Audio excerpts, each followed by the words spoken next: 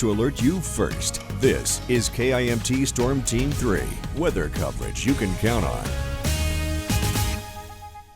And welcome back. I'm joined now by KIMT Storm Team 3 meteorologist Travis Clark-Smith. And Travis, if you see here on your screen, you can make out it is foggy out there right now. How long is that going to be lasting for us? Well, it's going to be lasting through the night, Ryan. You know, just like we've been dealing with over the last few days, we have these temperatures that are getting down right to the dew point. And with all of this moisture in the air, it has nowhere for it to go, so it just kind of settles in and just covers everything.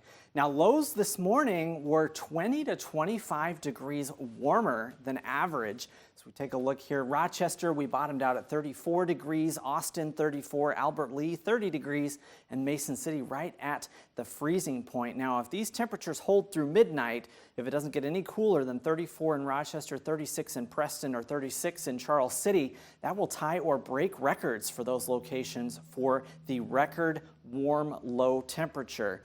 So that is the warmest it's been on December 28th in the morning. Now, taking a look at Rochester right now, you can't really see the buildings downtown, but I assure you they are there. It is 34 degrees. We've got the dew point also 34 degrees. We got winds out of the south at 10 miles per hour, not really pushing this fog out of the way.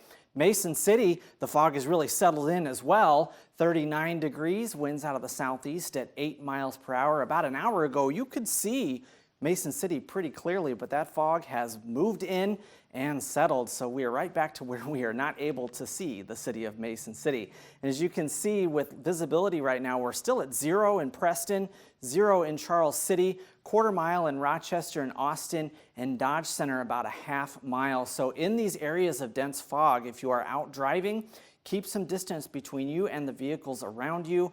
Just be aware of your surroundings. And also something to think about as these temperatures go lower tonight. If it gets down to the freezing point, that could lead to some slick spots on the roads as that fog could freeze to the roads. So we take a look at satellite and radar. We did have some clear skies earlier this afternoon, but those clouds and the fog has moved back in, and they will be sticking around for several days, unfortunately, as we go into the new year. It's going to be pretty gloomy, so I hope you did get a chance to get out there and enjoy that sun today, because it is not really sticking around at all. As you can see, by midnight, everyone is looking at clouds and fog, and it's sticking around through the morning tomorrow. West of I-35 could see a few sprinkles or a little bit of a wintry mix out towards like Fairmont or Algona. So if you're headed out in that direction, something to be aware of. Otherwise, just a gloomy, dry day for your Sunday here in southeast Minnesota and north Iowa. As we go into Monday morning,